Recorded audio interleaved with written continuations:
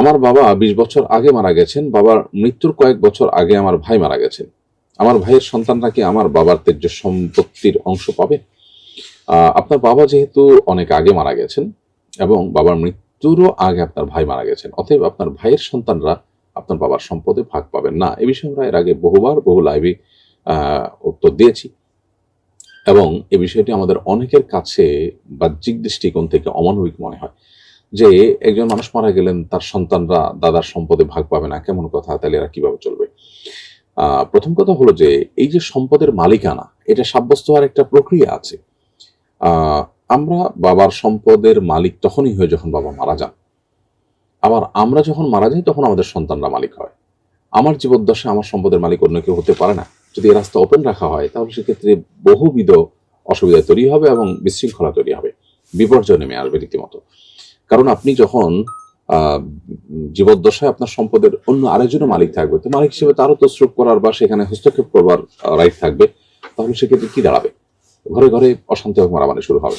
এজন্য কোনো ব্যক্তির জীবদ্দশায় তার সম্পদের মালিকানা তিনি হন, অন্য কেউ না। তার মৃত্যুর পর তার সন্তানরা মালিক হতে পারেন বা ওয়ারিসরা মালিক হতে পারেন। এখন আপনার বাবার মৃত্যুর আগে আপনার ভাইয়ের মৃত্যু হয়ে গেছে, তার মানে আপনার ভাই মালিক হওয়ার আগেই তিনি মারা গেছেন, তিনি মালিক হন নাই, এই অবস্থা মারা গেছেন। এখন ভাইয়ের সন্তানরা যে দাদার সম্পদে ভাগ পাবেন তারা তো বাবার মাধ্যমে পাবেন। বাবাই যেখানে মালিক হন না, তারা কিভাবে মালিক হবে? এ হলো ইস্যু। এখন প্রশ্ন হলো তারা চলবে কিভাবে? এটা তো হলো যে বাবার মৃত্যুর পরে তারা যদি অপ্রাপ্ত বয়স্ক হয়, দাদার কর্তব্য তাদের ভরণ পোষণ সহ সব খরচ খরচা বাবার দায়িত্ব পালন করা, কারণ তিনি তখন অভিভাবক। তাহলে তাদের একেবারে পথে ঠেলে দিতে ইসলাম বলেনি, বরং তাদের দায়িত্ব নিতে বাধ্য করেছে দাদাকে, যদি তারা সেটার জন্য মুখাপেক্ষি হয়। আর যদি তারা প্রাপ্তবয়স্ক হয়ে যেয়ে থাকে তাহলে তো বাবার উপরেও দায়িত্ব নেই, প্রাপ্তবয়স্কর পর দাদার উপর দায়িত্ব কোথেকে আসবে? এখন প্রশ্ন হলো তারা এখান থেকে না পেলে তারা কিভাবে চলবে? যাদের দাদার সম্পদ নেই তারা কিভাবে চলে? আমরা সবগুলো বিষয়কে এমন ভাবে একটা আরেকটার সাথে রিলেট করে ফেলি অনেক সময় যে মনে হচ্ছে এছাড়া আর কোনো বিকল্প নেই। তো আরো বহু বিকল্প থাকতে পারে। এর পাশাপাশি আরেকটা বিষয় আছে, যেটা হলো যে দাদার প্রতি দায়িত্ব এবং কর্তব্য হলো তার রক্ত হিসাবে, তার বংশধর হিসাবে নাতিরা যদি অভাবী হন তাহলে তাদের জন্য সম্পদ থেকে যে কোনো পরিমাণ তিনি গিফট করতে পারেন, ওসিয়ত করতে পারেন, যেটা ওয়ারিসদের জন্য করতে পারেন না। ছেলের জন্য ওসিয়ত করে যেতে পারেন না, কিন্তু নাতির জন্য ওসিয়ত করে যেতে পারেন, কারণ নাতি ওয়ারিস নন। তো এই জন্য এই সমস্ত রাস্তাগুলো শরীয়ত ওপেন রেখেছে তাদের জন্য।